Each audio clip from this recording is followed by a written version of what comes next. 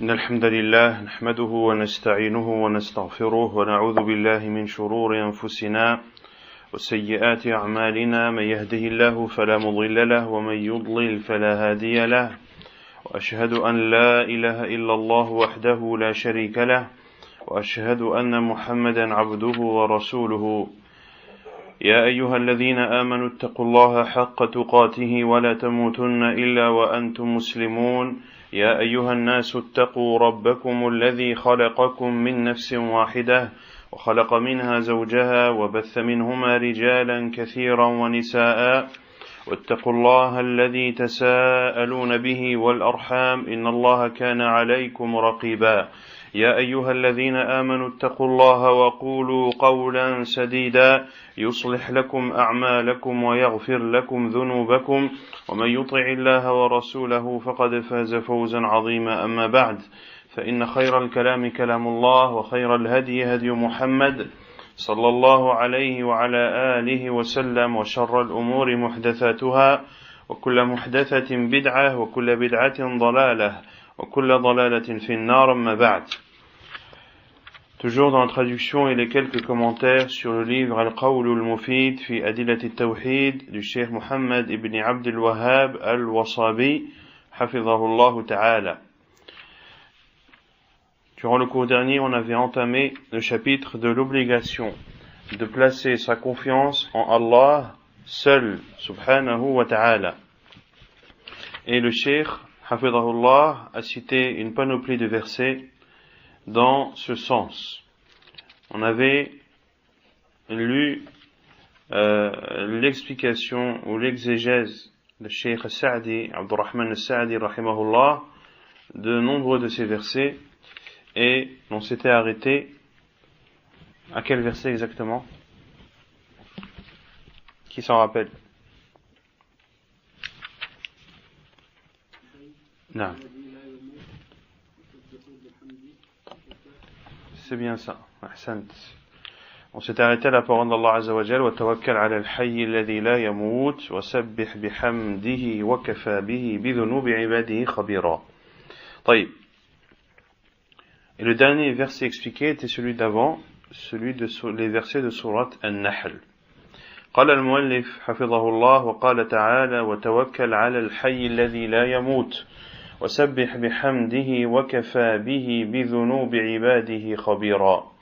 وقال تعالى وتوكل على العزيز الرحيم الذي يراك حين تقوم وتقلبك في الساجدين إنه هو السميع العليم. وقال تبارك وتعالى فتوكل على الله إنك على الحق المبين. وقال جل وعلا وتوكل على الله وكفى بالله وكيلا. وقال إبراهيم عليه السلام ربنا عليك توكلنا وإليك أنبنا وإليك المصير. وقال تبارك وتعالى الله لا إله إلا هو وعلى الله فليتوكل المؤمنون. وقال تعالى ومن يتوكل على الله فهو حسبه إن الله بالغ أمره قد جعل الله لكل شيء قدرا.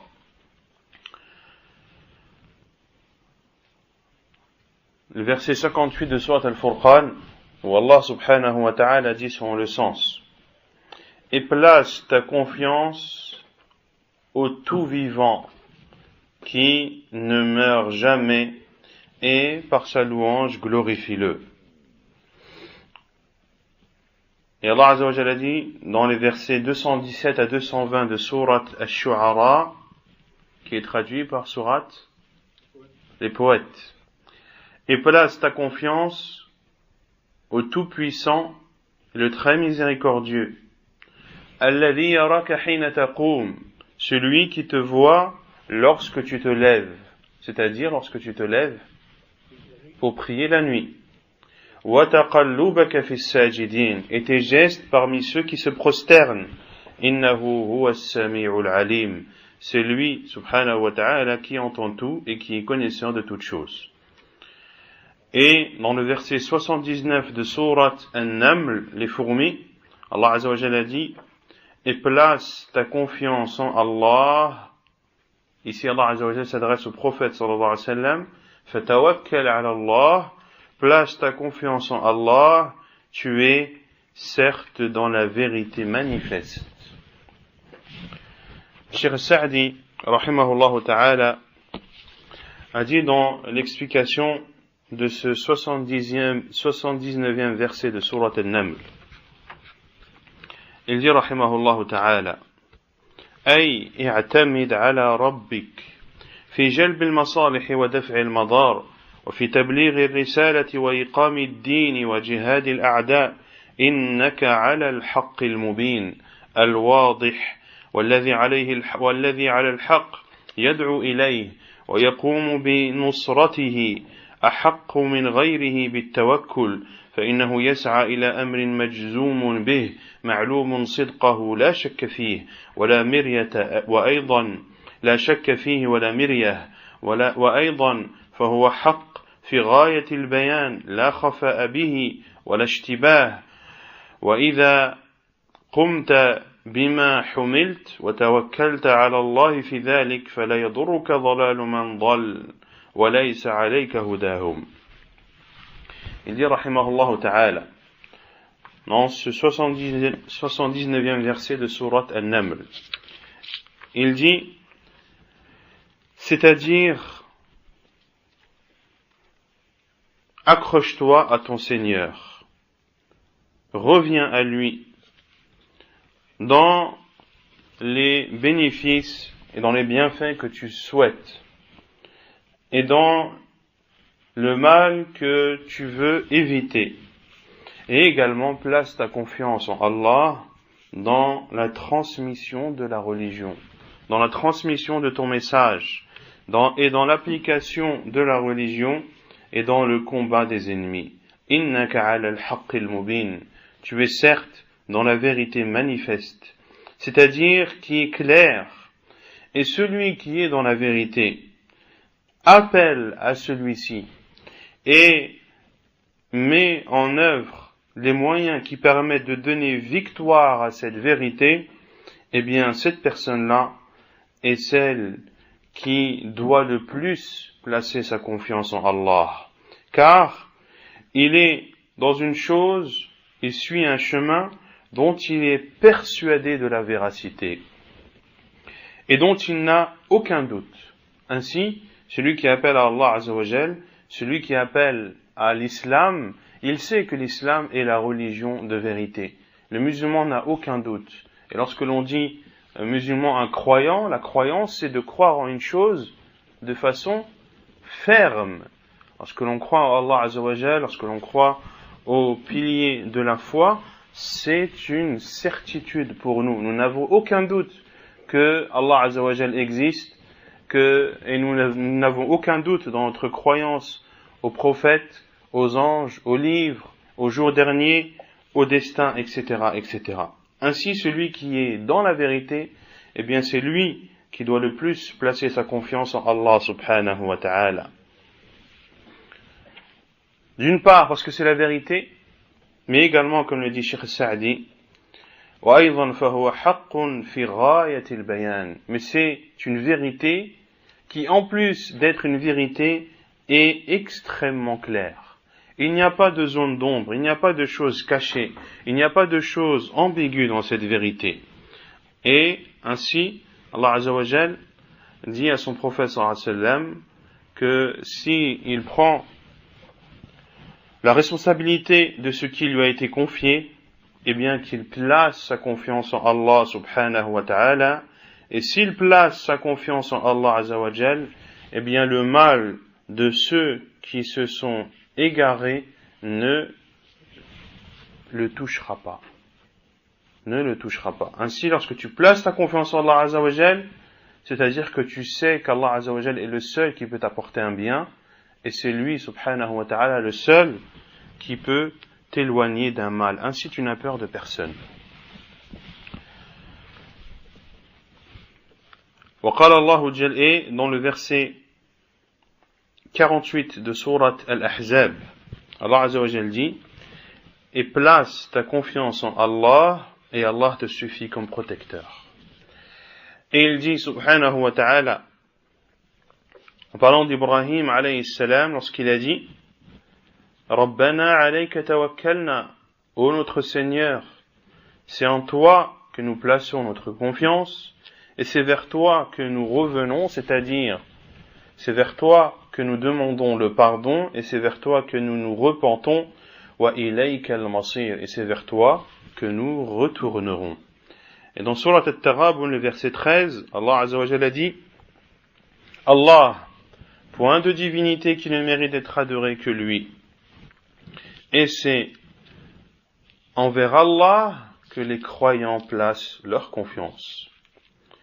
Dans Surat At-Talaq, Surat le divorce, le verset 3, Allah subhanahu wa ta'ala a dit, selon le sens, et celui qui place sa confiance en Allah, il lui suffit. فَهُوَ حَسْبُهُ إِنَّ اللَّهَ بَالِغُ أَمْرِهِ. Allah Azza wa Jal fait toujours, ou met toujours en application ses commandements. قَدْ جَعَلَ اللَّهُ لِكُلِّ شَيْءٍ قَدْرًا. Allah Azza wa Jal a donné à chaque chose sa juste mesure. À chaque chose sa juste mesure. Cheikh Sa'di rahimahullah a dit, dans l'explication de ce verset 3 de Surat At-Talaq,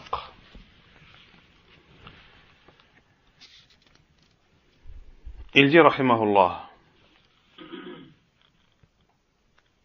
وَمَنْ يَتَوَكَّلْ عَلَى اللَّهِ في أمر دينه ودنياه بأن يعتمد على الله في جلب ما ينفعه ودفع ما يضره ويثق به في تسهيل ذلك فهو حسبه أي كافيه الأمر الذي توكل عليه فيه. وإذا كان الأمر في كفالة الغني القوي العزيز الرحيم فهو أقرب إلى العبد من كل شيء. ولكن ربما أن الحكمة الإلهية اقتضت تأخيره إلى الوقت المناسب له، فلهذا قال تعالى: إن الله بالغ أمره، أي لا بد من نفوذ قضائه وقدره، ولكن قد جعل الله لكل شيء قدرا، أي وقتا ومقدارا لا يتعداه ولا يقصر عنه. Il dit rahimahullah, la parole d'Allah Azza wa Jal est celui qui place sa confiance en Allah, c'est-à-dire dans les sujets de la religion et de cette vie d'ici-bas, c'est-à-dire en s'en remettant à Allah subhanahu wa ta'ala dans les choses qui nous sont favorables et dans le repoussement de ce qui nous est défavorable et nuisible, et qui place sa confiance en Allah dans la facilité de cela, alors il est فَهُوَ حَسْبُهُ, alors Allah suffit. C'est-à-dire qu'Allah Azza wa Jalla te suffit dans la chose sur laquelle tu as placé ta confiance en lui.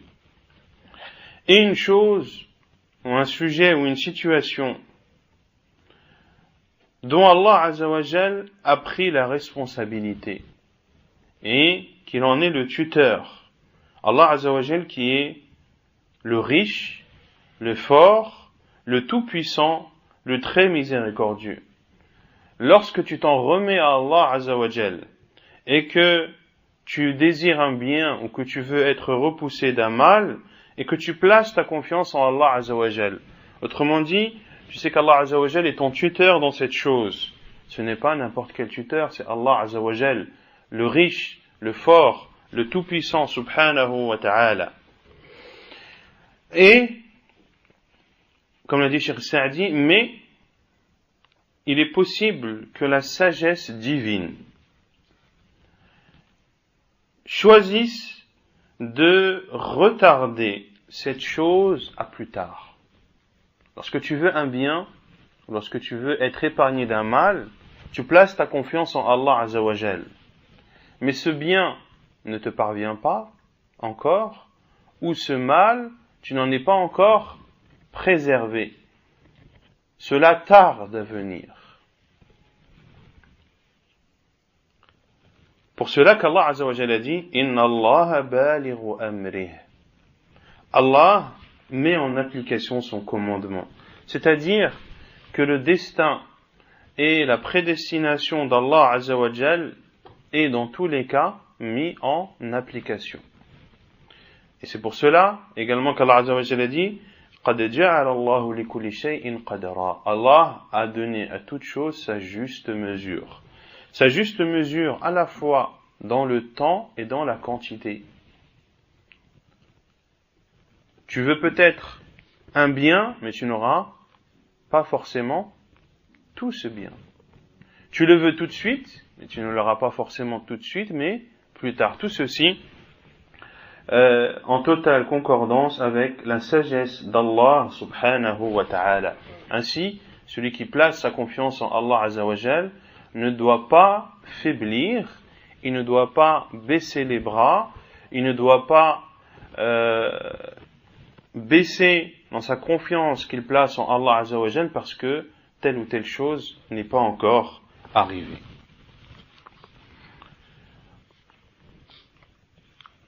Et le tawakkul, de placer la confiance, vous savez tous que c'est une adoration. C'est une adoration, donc elle ne doit être vouée qu'à Allah subhanahu wa ta'ala. Après avoir cité tous ces versets qui prouvent l'obligation de placer sa confiance en Allah subhanahu wa ta'ala et que les prophètes envoyés et vertueux plaçaient tous leur confiance en Allah et en Allah seul subhanahu wa ta'ala. Il cite ensuite les hadiths rapportés ou quelques hadiths rapportés dans la sunna du prophète sallallahu alayhi wa sallam en rapport avec at-tawakkul. ومما جاء في السنة من الأحاديث في التوكل ما يلي.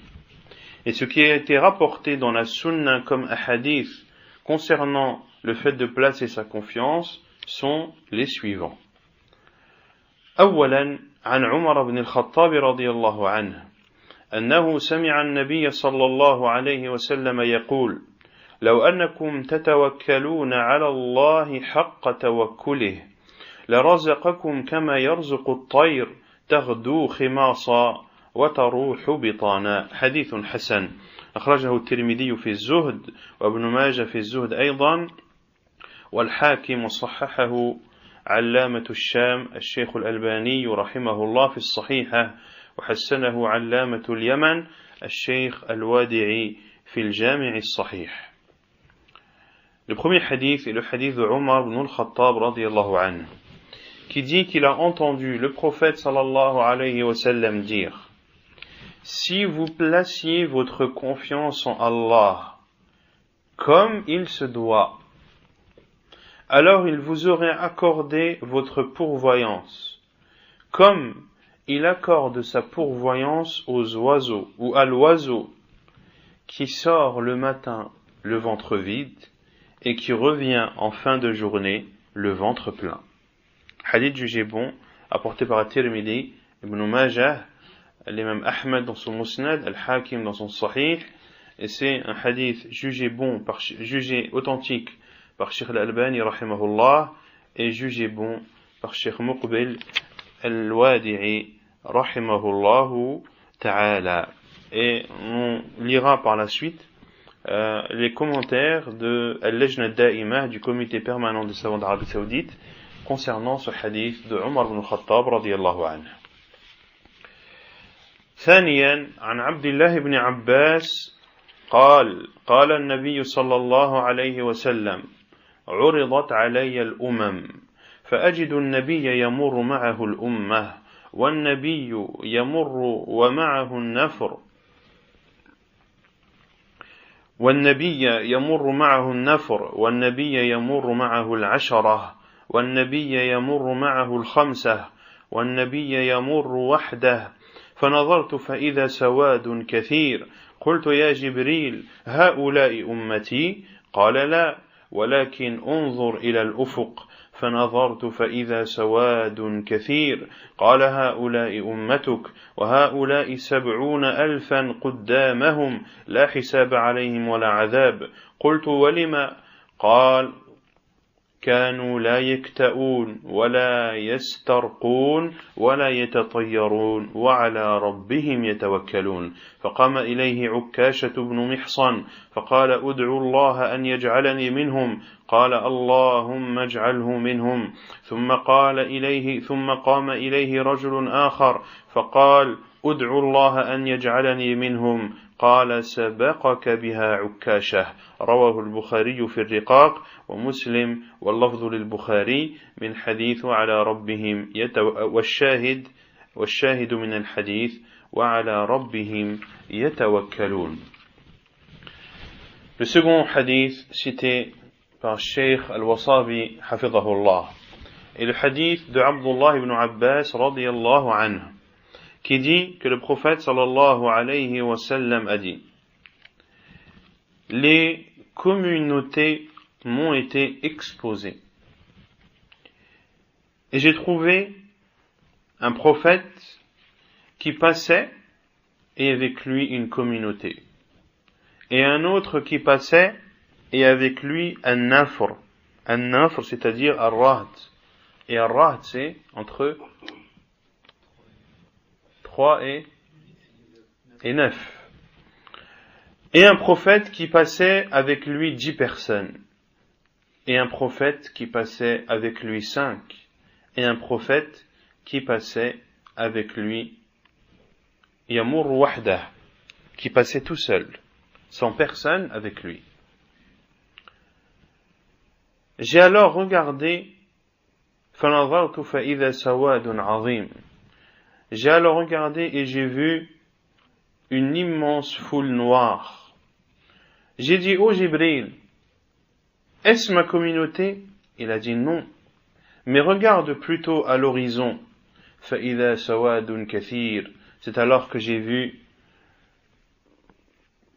un grand noir, encore plus grand. قَالَ هَؤُلَاءِ أُمَّتُكَ. Et Jibril alayhi salam alors du prophète sallallahu alayhi wa sallam: voici ta communauté, celle qui est à l'horizon, qui est encore plus nombreuse. Et ceux-là sont les 70 000, et ils sont précédés par les 70 000. C'est-à-dire devant, ou ceux qui sont à l'avant de cette communauté de Muhammad sallallahu alayhi wa sallam sont 70 000 personnes. Et Jibril alayhi salam a dit: La hisaba alayhim wa la adhab. Ils ne seront ni jugés et ils ne seront pas soumis au châtiment. Autrement dit, ils rentreront au paradis directement, sans jugement et sans châtiment. J'ai dit, c'est-à-dire le prophète sallallahu alayhi wa sallam, et pourquoi ces 70 000 ont ce privilège d'entrer au paradis sans jugement et sans châtiment? Et Jibril alayhi salam a dit: Kanu la yaktaoun. Ils n'utilisaient pas ou ils ne procédaient pas à al-kay. Qu'est-ce que le kay? La cautérisation.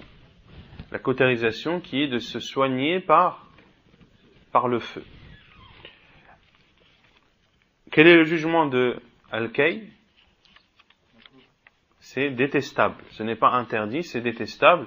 Et le prophète sallallahu alayhi wa sallam a dit: Akhiru dawa al-kay. S'il n'y a pas d'autre remède, alors le dernier des remèdes est al-kay. Et ceci est beaucoup utilisé dans les pays entre guillemets sous-développés, mais était aussi beaucoup utilisé auparavant, où ils soignaient par exemple des blessures en passant un fer chaud dessus pour notamment souder en quelque sorte les veines qui laissaient couler le sang.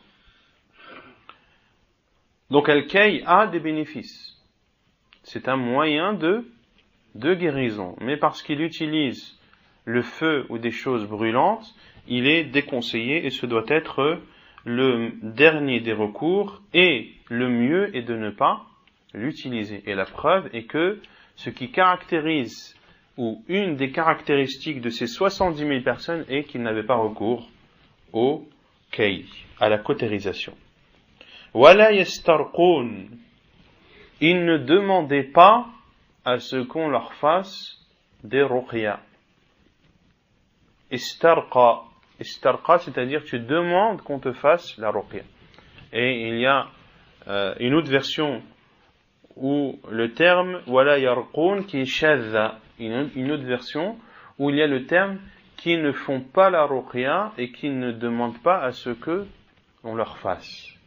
La version qui dit ils ne font pas la ruqya est le terme qu'ils ne font pas la ruqya est un terme shadh, da'if, faible, qui contredit les autres versions qui sont plus nombreuses et plus authentiques.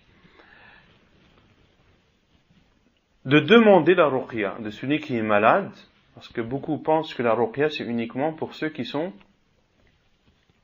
possédés par un djinn, ou qui sont atteints d'un mauvais œil, ou de sorcellerie.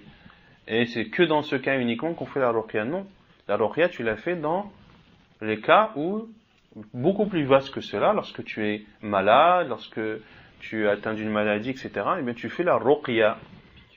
Tu lis sur toi les incantations qui, bien sûr, contiennent des versets du Coran et des hadiths du prophète sallallahu alayhi wa sallam. Donc de demander à ce qu'on fasse la ruqya ne fait pas partie des caractéristiques de ceux qui veulent faire partie des 70 000 personnes qui entreront au paradis sans châtiment et sans jugement.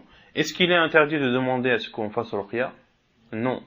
Cela n'est pas interdit, mais le mieux est de faire la ruqya soi-même. Le mieux est de faire la ruqya soi-même. Wala yatatayyarun. At-tatayyur, on en a parlé il n'y a pas longtemps, c'est la superstition, c'est de considérer qu'un événement qui a eu lieu, eh bien, est un avant-signe d'un malheur qui arrive ou d'un bonheur qui arrive. Comme ici, at-tatayyur, c'est le fait d'utiliser les oiseaux, de voir les oiseaux dans le ciel. S'ils prennent telle direction, cela est un bon signe. S'ils prennent une autre direction, cela est un mauvais signe. Par contre, at-tatayyur est une chose interdite. وَعَلَى رَبِّهِمْ يَتَوَكَّلُونَ. Et ils placent leur confiance en leur Seigneur. Ce sont les 4 caractéristiques de ces 70 000 personnes qui entreront au paradis de la communauté de Muhammad sallallahu alayhi wa sallam, sans jugement et sans châtiment, qu'Allah azza wa jal fasse que l'on en fasse partie. Et un homme qui est Ukasha ibn Mihsan, et ils placent leur confiance en leur Seigneur. Et un homme, Ukasha ibn Mihsan, s'est alors levé et a dit: ô envoyé d'Allah, invoque Allah pour que je fasse partie d'eux. Ukasha ibn Mihsan radiallahu anhu a dit au prophète sallallahu alayhi wa sallam: invoque Allah à ma faveur pour que je fasse partie d'eux. Et le prophète sallallahu alayhi wa sallam a dit: ô Allah, fais en sorte qu'ils fassent partie d'eux. Et l'invocation du prophète sallallahu alayhi wa sallam est exaucée. Et nous pouvons attester que Ukasha radiallahu anhu fait partie de ces 70 000 personnes qui entreront au paradis sans jugement et sans châtiment. Et un autre homme est venu et s'est levé et a dit: invoque Allah pour que je fasse partie d'eux. Et le prophète sallallahu alayhi wa sallam lui a alors dit: Ukasha t'a précédé. Sabaqaka biha Ukasha. Ukasha t'a précédé. Et c'est un hadith authentique rapporté par Al-Bukhari et Muslim, et la partie du hadith qui est en rapport avec le sujet que l'on traite actuellement est bien sûr la dernière phrase: et ils placent leur confiance en leur Seigneur. ثالثا وعنه أيضا رضي الله عنه أي عن عبد الله بن عباس قال كان رسول الله صلى الله عليه وسلم يقول: اللهم لك أسلمت وبك آمنت وعليك توكلت وإليك أنبت وبك خاصمت اللهم إني أعوذ بعزتك لا إله إلا أنت أن تضلني أنت الحي الذي لا يموت والجن والإنس يموتون. رواه البخاري مختصرا ومسلم. Le troisième hadith est également le hadith d'Abdullah ibn Abbas radiyallahu anhu, qui dit que le prophète sallallahu alayhi wa sallam disait: Ô Allah, c'est à toi que je me suis soumis, et c'est en toi que je crois, et c'est en toi que je place ma confiance, et c'est vers toi que je reviens, c'est-à-dire que je me repens. Wa bika khasamt, et c'est par toi que j'ai le dessus face à ceux avec qui je polémique. Ô Allah, je demande ta protection par ta puissance. Il n'y a de vraie divinité que toi, de ne pas m'égarer. Tu es le vivant, celui qui ne meurt pas, et les djinns et les humains meurent. Et les djinns et les humains meurent. Hadith authentique rapporté par Al-Bukhari et Muslim. Et la phrase dans le hadith qui est en rapport avec le sujet est Wa alayka tawakkalt, et c'est envers toi que je place ma confiance. رابعا عن جابر بن عبد الله رضي الله عنه أنه غزا مع رسول الله صلى الله عليه وسلم قبل نجد فلما قفل رسول الله صلى الله عليه وسلم قفل معه فأدركتهم القائلة في واد كثير العضاه فنزل رسول الله صلى الله عليه وسلم وتفرق الناس يستظلون بالشجر فنزل رسول الله صلى الله عليه وسلم تحت سمرة وعلق بها سيفه ونمنا نومة فإذا رسول الله صلى الله عليه وسلم يدعونا وإذا عنده أعرابي فقال إن هذا اخترط علي سيفي وأنا نائم فاستيقظت وهو في يده صلتا فقال من يمنعك مني فقلت الله الله الله ولم يعاقبه وجلس رواه البخاري ومسلم. Le quatrième hadith. Selon Jabir ibn Abdillah radiyallahu anhu, il dit qu'il a combattu avec le prophète sallallahu alayhi wa sallam vers la région de Najd. Et lorsque le prophète sallallahu alayhi wa sallam est revenu de cette ghazwa, de cette bataille, il est revenu avec lui, c'est-à-dire Jabir radiyallahu anhu. Et dans leur retour, ils ont été touchés par une forte chaleur, une canicule, dans une vallée pleine d'arbres avec des épines. Le prophète sallallahu alayhi wa sallam s'est alors arrêté pour se rafraîchir, pour se mettre à l'ombre, car il était très difficile de continuer la route sous une chaleur comme celle-ci. Le prophète sallallahu alayhi wa sallam s'est alors arrêté et les gens se sont dispersés, chacun recherchant un arbre sous lequel il pouvait sous lequel il pouvait être à l'ombre. Et le prophète sallallahu alayhi wa sallam s'est lui aussi placé sous l'ombre d'un arbre. Et il a attaché à cet arbre son épée sallallahu alayhi wa sallam. Et tout le monde s'est mis à dormir pour se reposer et profiter de ce moment. C'est alors que le prophète sallallahu alayhi wa sallam nous a appelés. Il a appelé ses compagnons radiyallahu anhum. Wa idha indahu a'rabi. Et il y avait avec le prophète sallallahu alayhi wa sallam un bédouin. Faqal. Le prophète sallallahu alayhi wa sallam a alors dit Inna hadha ikhtarata alayya sayfi wa ana na'im. Cet homme, c'est-à-dire ce bédouin, a pris mon épée alors que je dormais. Je me suis alors réveillé, wa huwa fi yadihi salta, et mon épée était dans sa main dégainée. Et ce bédouin a dit, qui peut m'empêcher de te tuer? Le prophète sallallahu alayhi wa sallam allongé, un homme debout, en face de lui, le prophète sallallahu alayhi wa sallam venait de se réveiller, un homme debout en face de lui, l'épée dégainée, prêt à le tuer.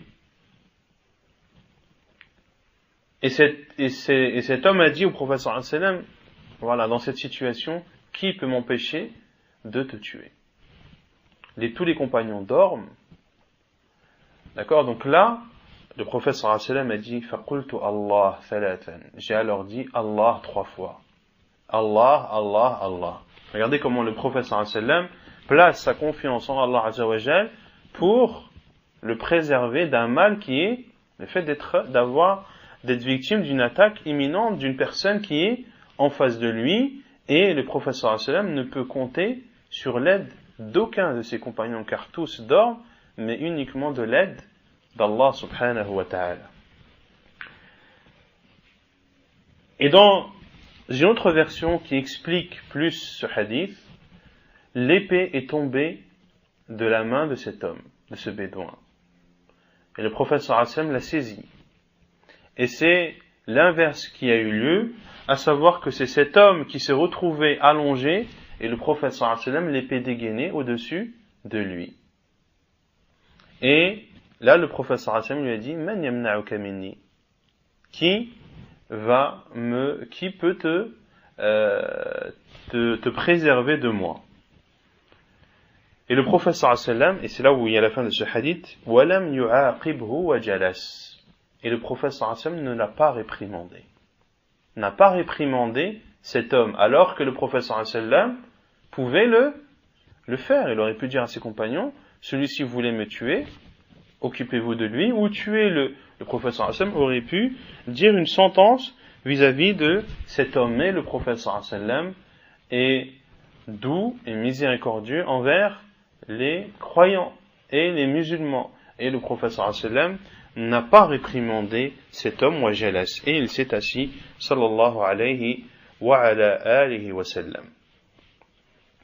فتاوى اللجنة الدائمة حديث عمر بن الخطاب رضي الله عنه عن النبي صلى الله عليه وسلم قال لو أنكم تتوكلون على الله حق توكله لرزقكم كما يرزق الطير تغدو خماصا وتروح بطانا. رواه الإمام أحمد والترمذي والنسائي وابن ماجه وابن حبان والحاكم وقال الترمذي حسن صحيح. حقيقة التوكل هو صدق اعتماد القلب على الله عز وجل في استجلاب المصالح ودفع المضار من أمور الدنيا والآخرة. ومعنى الحديث أن الناس لو حققوا التوكل على الله بقلوبهم واعتمدوا عليه اعتمادا كليا في جلب ما ينفعهم ودفع ما يضرهم وأخذوا بالأسباب المفيدة لساق إليهم أرزاقهم مع أدنى سبب كما يسوق إلى الطير أرزاقها بمجرد الغدو والرواح، وهو نوع من الطلب ولكنه سعي يسير. وتحقيق التوكل لا ينافي السعي في الأسباب التي قدر الله سبحانه وتعالى المقدرات بها وجرت سننه في خلقه بذلك، فإن الله تعالى أمر بتعاطي الأسباب مع أمره بالتوكل، فالسعي في الأسباب بالجوارح طاعة والتوكل بالقلب عليه إيمان به. Puis le Cheikh Al-Wasabi, hafidhahullah, cite la fatwa du comité permanent des savants d'Arabie Saoudite, la fatwa numérotée 9580. Le hadith de Omar al-Khattab radiyallahu anhu, dans lequel le prophète sallallahu alayhi wa sallam a dit: si vous placiez votre confiance en Allah comme il se doit, il vous aurait accordé votre pourvoyance, comme il accorde la pourvoyance à l'oiseau qui sort le matin le ventre vide et qui revient en fin de journée le ventre plein.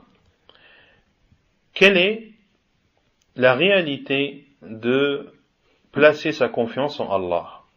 C'est-à-dire d'être véridique en s'en remettant en Allah subhanahu wa ta'ala, dans la demande des choses profitables et d'être épargné des choses nuisibles faisant partie de cette vie d'ici-bas ou de l'au-delà. Et le sens de ce hadith est que si les gens avaient placé véritablement leur confiance en Allah, avec leur cœur et qu'ils s'en remettaient à Allah subhanahu wa ta'ala totalement dans la demande de ce qui leur est profitable et dans le repoussement de ce qui leur est nuisible, et que les gens mettaient en œuvre les causes bénéfiques, eh bien Allah subhanahu wa ta'ala leur donnerait leur pourvoyance à la moindre cause qu'ils feraient.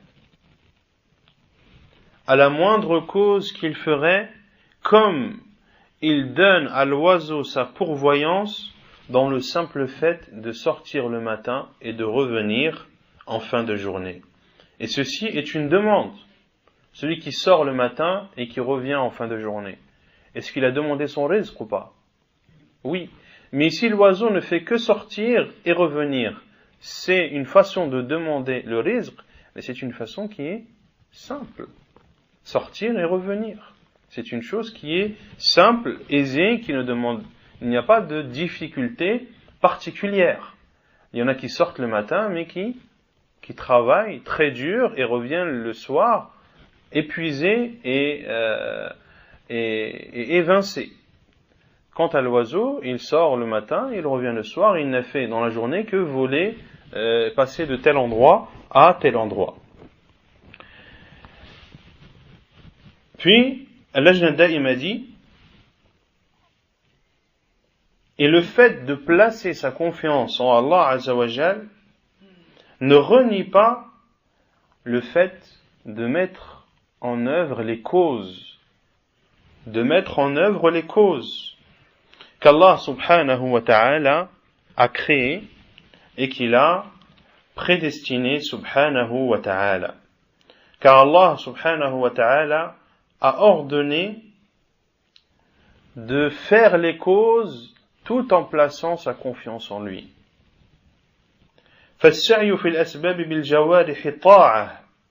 Le fait de demander, de faire la cause avec les membres de son corps, de faire la cause pour demander son rizq, pour demander une chose bien, ou de se préserver d'une chose mal, est une obéissance. Et de placer sa confiance avec son cœur est une croyance en Allah subhanahu wa ta'ala.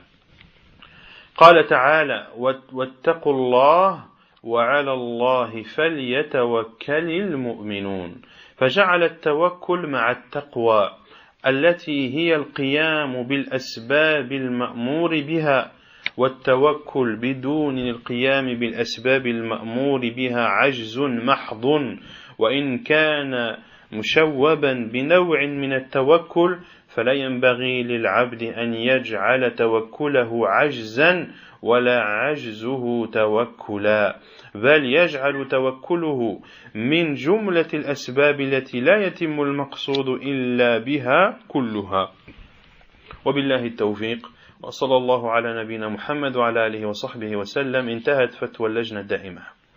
Et Allah Azza wa Jalla dit, et craignez Allah, et c'est en Allah que les croyants placent leur confiance. Dans ce verset, Allah subhanahu wa ta'ala جعل التوكل مع التقوى التي هي القيام بالأسباب المأمور بها. Allah Azza wa Jalla a ici cité le fait de placer sa confiance en lui avec la piété.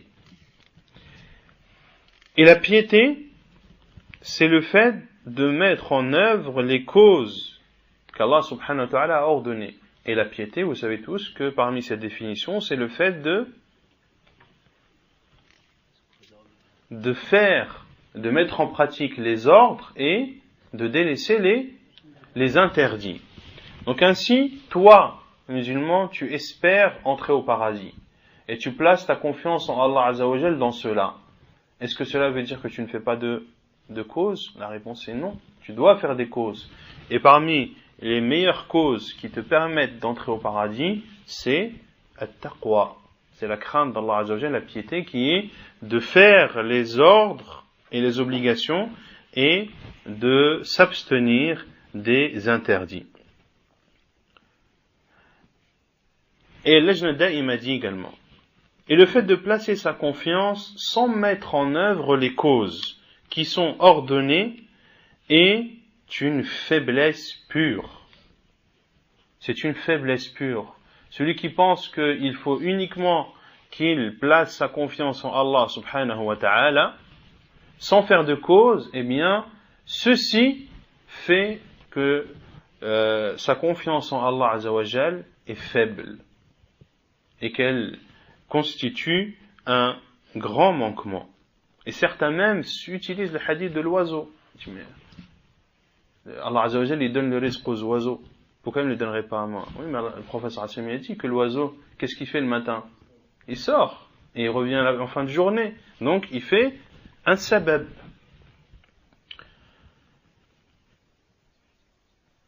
Même si le fait de penser cela constitue une sorte de confiance. Celui qui dit cela, on ne peut pas dire qu'il ne place pas du tout sa confiance en Allah. Non, il le dit lui-même, moi je place ma confiance en Allah, mais sa confiance est diminuée et est faible. فلا ينبغي للعبد أن يجعل توكله عجزا ولا عجزه توكلا. Cette phrase elle est très bien de Lajna Da'ima. Le serviteur ne doit pas faire de sa confiance qu'il place en Allah une faiblesse, ni de sa faiblesse un placement de confiance en Allah. C'est-à-dire que sa confiance en Allah Azza wa Jal ne doit pas être faible en ne faisant pas de cause. Et il ne doit pas faire de sa faiblesse un tawakkul en disant moi je fais rien parce que je place ma confiance en Allah. Tu ne dois pas faire de ta faiblesse ou du fait que tu ne fasses rien de considérer cela comme un tawakkul. بل يجعل توكله من جملة الأسباب التي لا يتم المقصود إلا بها كلها. Mais de placer la confiance, comme je l'ai dit, pour espérer un bien ou être épargné d'un mal, eh bien, la confiance signifie tout ce qui est en rapport avec la confiance, c'est-à-dire de t'en remettre avec ton cœur à Allah subhanahu wa ta'ala, mais également de mettre en œuvre les causes qui te permettent d'atteindre ce but. ثم قال المؤلف حفظه الله تعالى وجوب الحكم بما أنزل الله وتحريم الحكم بغير ما أنزل الله. Puis le cheikh حفظه الله تعالى ouvre le chapitre de l'obligation de juger par ce qu'Allah a fait descendre et l'interdiction de juger par autre que ce qu'Allah Azza wa Jal a révélé. Et il cite de nombreux versets qui prouvent l'obligation de juger avec ce qu'Allah Azza wa Jal a révélé et l'interdiction de faire le contraire. قال تعالى ومن لم يحكم بما أنزل الله فأولئك هم الكافرون. وقال تعالى ومن لم يحكم بما أنزل الله فأولئك هم الظالمون. وقال تعالى ومن لم يحكم بما أنزل الله فأولئك هم الفاسقون. وقال جل وعلا وأن احكم بينهم بما أنزل الله ولا تتبع أهواءهم واحذرهم أن يفتنوك عن بعض ما أنزل الله إليك. وقال تعالى أفحكم الجاهلية يبغون ومن أحسن من الله حكما لقوم يوقنون. Allah Azza wa Jalla dit dans le verset 44 de Surat Al-Ma'idah, et celui qui ne juge pas avec ce qu'Allah a révélé ou a fait descendre, ce sont eux les mécréants. Et il a dit dans le verset 45 de cette même Surat Al-Ma'idah, la table servie, et celui qui ne juge pas par ce qu'Allah a fait descendre, ce sont eux les injustes. Et dans le verset 47 de Surat Al-Ma'idah, Allah Azza wa Jalla a dit, selon le sens, et celui qui ne juge pas par ce qu'Allah a fait descendre, ce sont eux les pervers. Et il dit, subhanahu wa ta'ala, dans le verset 49 de cette même sourate, la table servie, et juge entre eux par ce qu'Allah a fait descendre.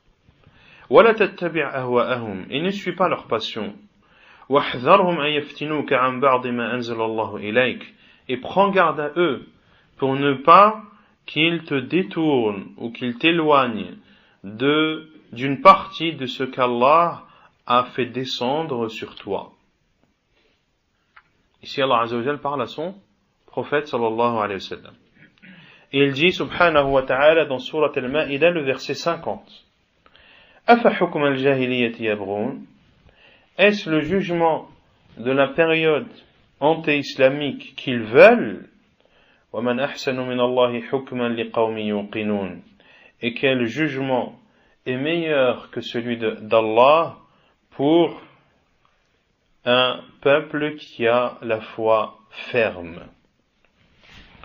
Cheikh Sa'di rahimahullah a dit dans l'explication de ce dernier verset, à savoir le verset 50 de Surat Al-Ma'ida, la table servie.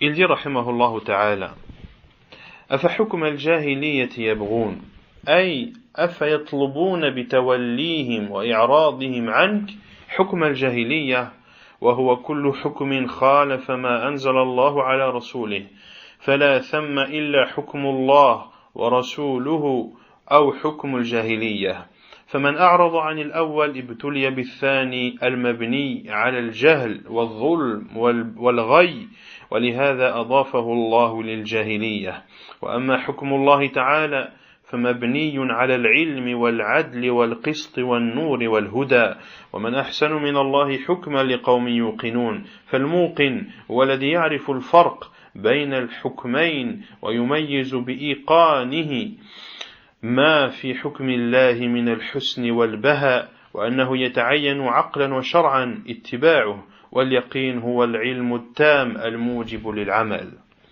Il dit rahimahullah, la parole d'Allah Azza wa Jal, est-ce le jugement de la période anté-islamique qu'ils veulent? C'est-à-dire, demandent-ils en se détournant de toi, veulent-ils en se détournant de toi le jugement de la période anté-islamique? Qu'est-ce que le jugement de la période anté-islamique? C'est tout jugement qui contredit ce qu'Allah a révélé à son prophète sallallahu alayhi wa sallam. Il n'y a donc que le jugement d'Allah et son envoyé ou le jugement de la période anté-islamique. Celui qui se détourne du premier sera éprouvé par le second. Celui qui se détourne du jugement d'Allah et de son envoyé sera alors éprouvé par le second jugement, qui est le fait de juger conformément à ce qui était en application pendant la période anté-islamique, avant que l'islam ne vienne, et ce deuxième jugement est basé sur l'ignorance, sur l'injustice.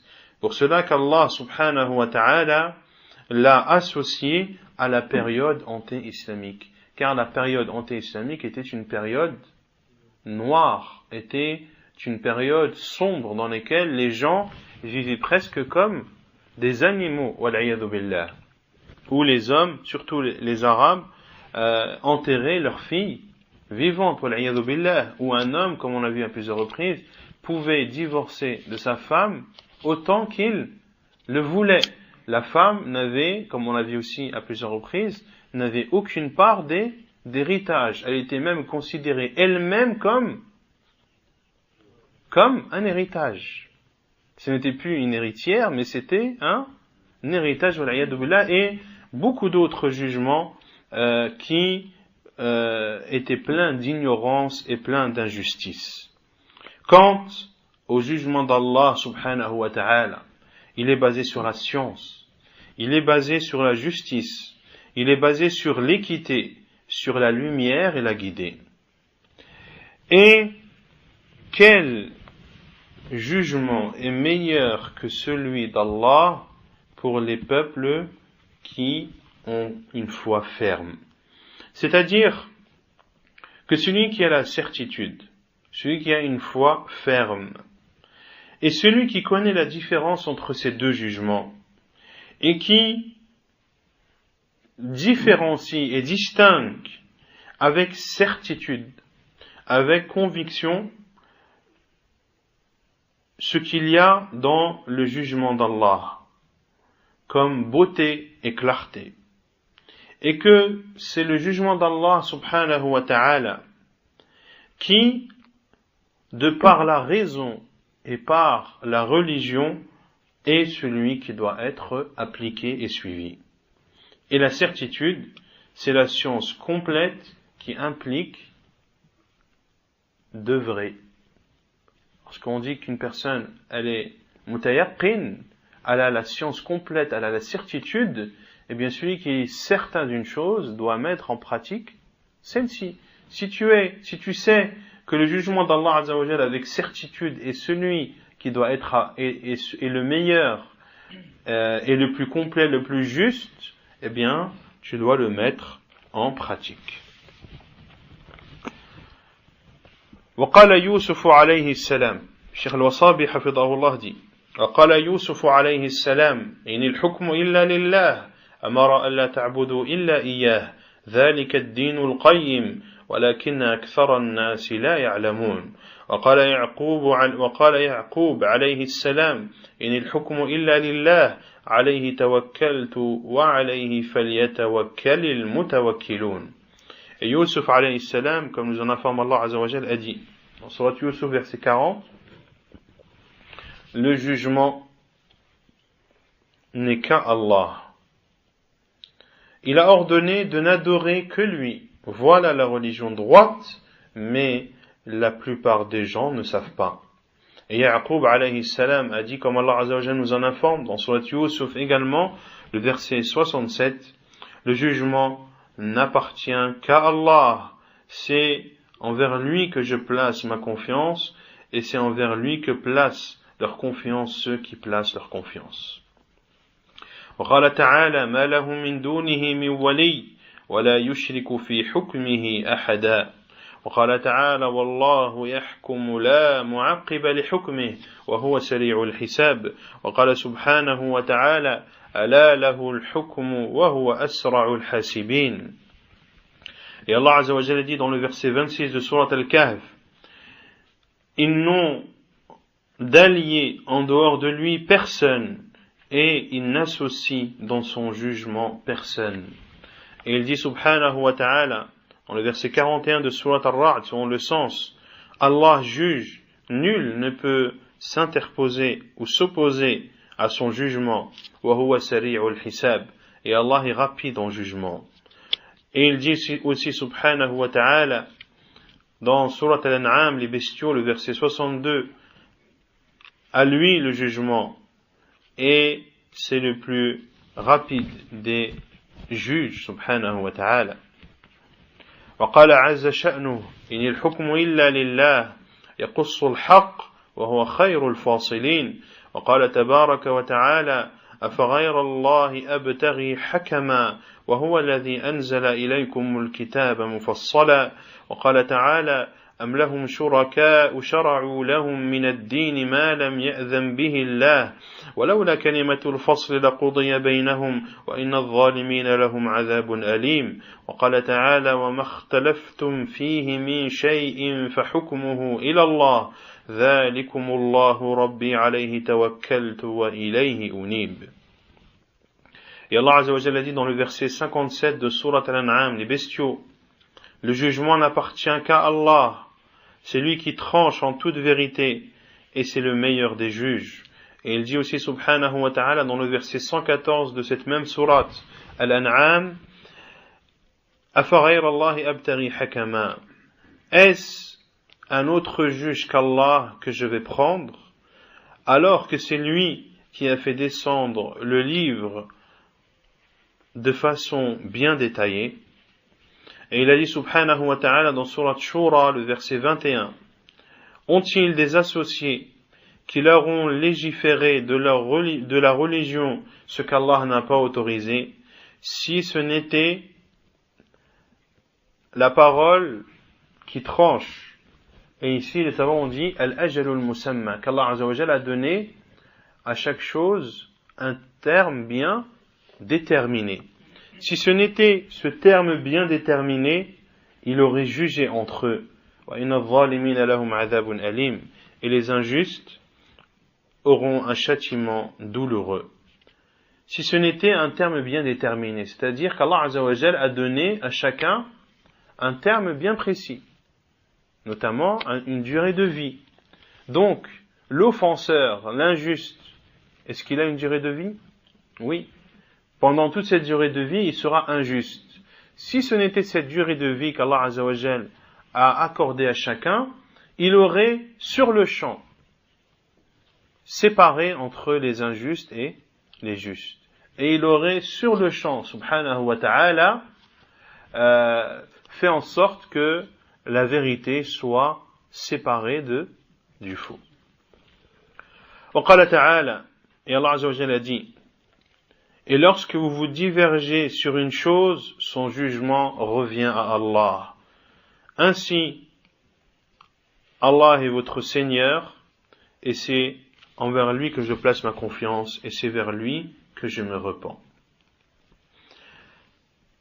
وقال تعالى وقال تبارك وتعالى فلا وربك لا يؤمنون حتى يحكموك فيما شجر بينهم ثم لا يجدوا في أنفسهم حرجا مما قضيت ويسلموا تسليما وقال تعالى أليس الله بأحكم الحاكمين وقال تعالى له الحكم وإليه ترجعون وقال شعيب عليه السلام لقومه فاصبروا حتى يحكم الله بيننا وهو خير الحاكمين. Et Allah Azza wa Jalla dit dans le verset 65 de Surat An-Nisa, par Allah, ils ne seront, par ton Seigneur, ils ne seront véritablement croyants que lorsqu'ils t'auront pris juge sur les divergences qu'ils ont entre eux et qu'ils ne ressentent en leur personne aucune gêne dans ce que tu auras décidé, tout en s'y soumettant entièrement. Ici Allah Azza wa Jal jure que les croyants ne seront véritablement croyants que lorsqu'ils sont en divergence ou en désaccord entre eux, ils te prennent comme juge. Toi, Muhammad sallallahu alayhi wa sallam, te prennent comme juge. Et le prophète sallallahu alayhi wa sallam va juger sur eux en utilisant la loi d'Allah subhanahu wa ta'ala. Premièrement, qu'ils prennent le prophète sallallahu alayhi wa sallam comme juge. Deuxièmement, qu'ils ne ressentent aucune gêne dans le jugement que tu auras donné, car ce ne peut être que la justice même. Et troisièmement, et qu'ils se soumettent entièrement à ton jugement. Et Allah Azza wa Jalla dit dans Surat At-Tin, Surat le Figuier, verset 8, Allah n'est-il pas le plus sage des justes, le plus sage des juges? Et il dit aussi subhanahu wa ta'ala dans Surat Al-Qasas, les histoires, le verset 88, à lui le jugement et c'est vers lui que vous retournerez. Et Shu'aib alayhi salam a dit à son peuple, comme nous en informe Allah Azza wa Jalla dans Surat Al-A'raf, le verset 87, patientez jusqu'à ce qu'Allah juge entre nous, et c'est le meilleur des juges. Jusqu'à ce qu'Allah Azza wa Jalla juge entre nous, c'est-à-dire qu'il châtie celui qui mérite d'être châtié. Et Allah Azza wa Jalla a châtié le peuple de Shu'aib. وقال تعالى إن الله يأمركم أن تؤدوا الأمانات إلى أهلها وإذا حكمتم بين الناس أن تحكموا بالعدل إن الله نعم ما يعظكم به إن الله كان سميعا بصيرا يا أيها الذين آمنوا أطيعوا الله وأطيعوا الرسول وأولي الأمر منكم فإن تنازعتم في شيء فردوه إلى الله والرسول إن كنتم تؤمنون بالله واليوم الآخر ذلك خير وأحسن تأويلا. قلت أي الشيخ محمد بن عبد الوهاب الوصابي ولا تكون حاكما بالعدل إلا إذا حكمت بما أنزل الله وأما إذا حكمت بغير ما أنزل الله فقد حكمت بالظلم. Et Allah Azza wa Jalla dit dans les versets 58 et 59 de Surat An-Nisa, les femmes, il dit subhanahu wa ta'ala selon le sens, Allah vous ordonne de restituer le dépôt à celui à qui il revient. Et lorsque vous jugez entre les gens, de juger par la justice. Allah vous donne une belle exhortation. Allah est celui qui entend tout et qui voit tout. Ô vous qui avez cru, Obéissez à Allah et obéissez à son prophète et aux gouverneurs parmi vous. Et si vous êtes en désaccord sur une chose, alors exposez-la à Allah et à son envoyé. Si vous croyez en Allah et au jour dernier, voilà ce qui est meilleur et voilà la meilleure interprétation. Et Cheikh al-Wasabi, hafidahullah, a dit, et tu ne peux juger par la justice que lorsque tu juges par ce qu'Allah a fait descendre. Et celui qui juge par autre que ce qu'Allah a fait descendre a alors jugé par l'injustice. قال تعالى يا داود إنا جعلناك خليفة في الأرض فاحكم بين الناس بالحق ولا تتبع الهوى فيضلك عن سبيل الله إن الذين يضلون عن سبيل الله لهم عذاب شديد بما نسوا يوم الحساب. يا الله عز وجل قلت ولا تكونوا حاكما بالحق إلا إذا حكمت بما أنزل الله وأما إذا حكمت بغير ما أنزل الله فقد حكمت بالباطل. Et Allah subhanahu wa ta'ala a dit dans le verset 26 de sourate Sad, selon le sens, Ô Daoud, nous avons fait de toi un calife sur terre. Juge donc entre les gens par la vérité et ne suis pas les passions, car elles t'égareront du sentier d'Allah. Ceux qui s'égarent du sentier d'Allah, à eux un châtiment douloureux, un châtiment terrible, de par le jour de la rétribution ou du jugement qu'ils auront oublié. Et Cheikh al-Wasabi, hafidahullah, dit, et tu ne peux juger par la vérité que lorsque tu juges par ce qu'Allah a fait descendre. Quant à celui qui juge par autre que ce qu'Allah a fait descendre, alors jugé par le faux. Tanbih, remarque, ينقسم الذين يحكمون بغير ما أنزل الله إلى أربعة أقسام. Ceux qui jugent par autre que ce qu'Allah a fait descendre sont de 4 sortes.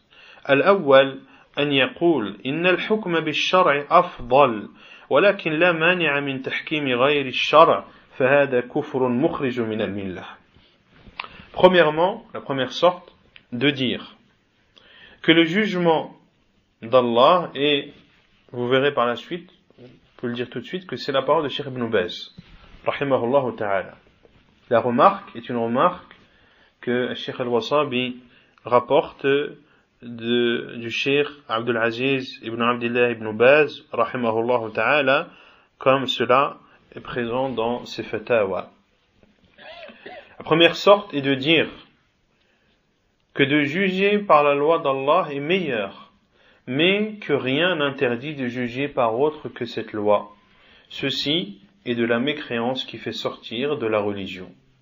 الثاني أن يقول إن الشرع والقانون سواء ولا فرق وهذا أيضا كفر أكبر مخرج من الملة.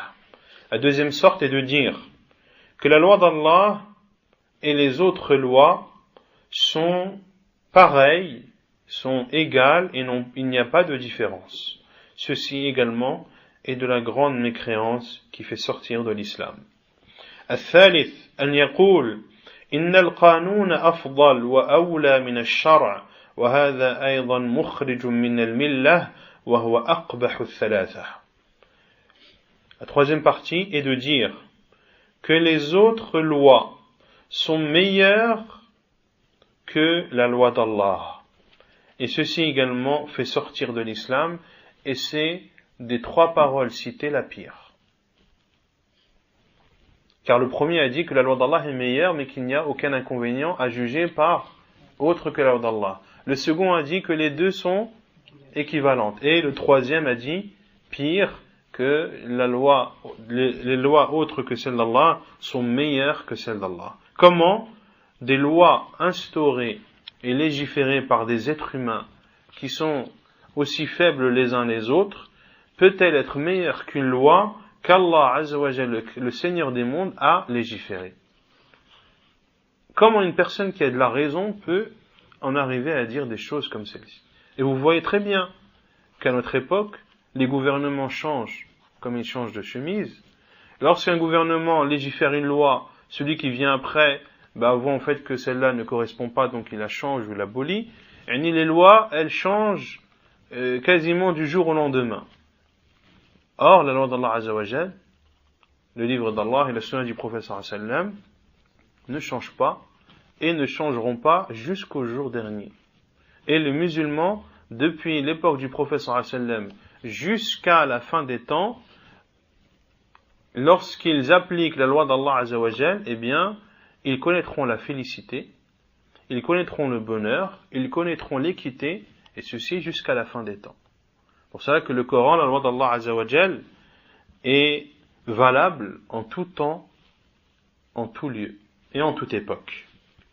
Ar-Rabi', la quatrième partie, أن يعتقد أن الواجب تحكيم شرع الله ولا يجوز تحكيم غيره ولكنه قد يحكم بغير ما أنزل الله لهوى في نفسه ضد المحكوم عليه أو لرشوة أو لأمور سياسية أو ما أشبه ذلك من الأسباب وهو يعلم أنه ظالم ومخطئ ومخالف للشرع فهذا يكون ناقص الإيمان وقد انتفى في حقه كمال الإيمان الواجب وهو بذلك يكون كافرا كفرا أصغر وظالما ظلما أصغر وفاسقا فسقا أصغر كما صح معنى ذلك عن ابن عباس رضي الله عنهما ومجاهد وجماعة من السلف رحمهم الله وهو قول أهل السنة والجماعة خلافا للخوارج والمعتزلة ومن سلك سبيلهم والله المستعان.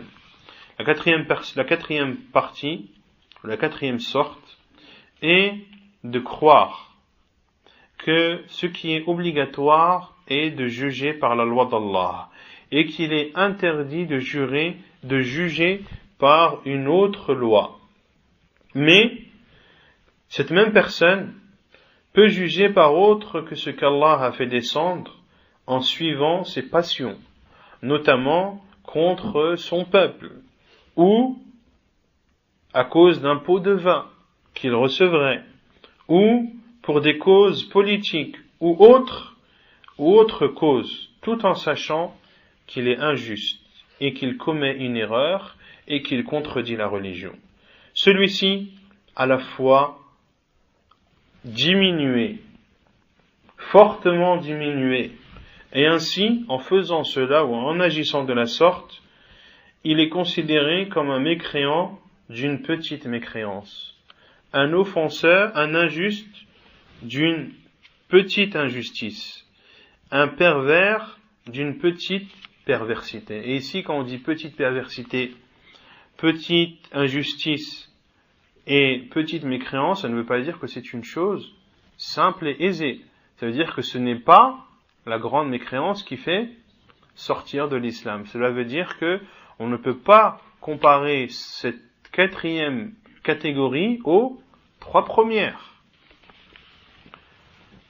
Comme cela a été rapporté de façon authentique selon Abdullah ibn Abbas radiyallahu anhu, qui, lorsqu'il a cité les trois versets de Surat al-Ma'idah, وَمَنْ لَمْ يَحْكُمْ بِمَا أَنزَلَ اللَّهُ فَأُولَئِكَ هُمُ الْكَافِرُونَ فَأُولَئِكَ هُمُ الظَّالِمُونَ فَأُولَئِكَ هُمُ الْفَاسِقُونَ, il a dit, ce n'est pas la mécréance à laquelle vous pensez, c'est la mécréance sans être une mécréance, autrement dit, une petite mécréance qui ne fait pas sortir de l'islam.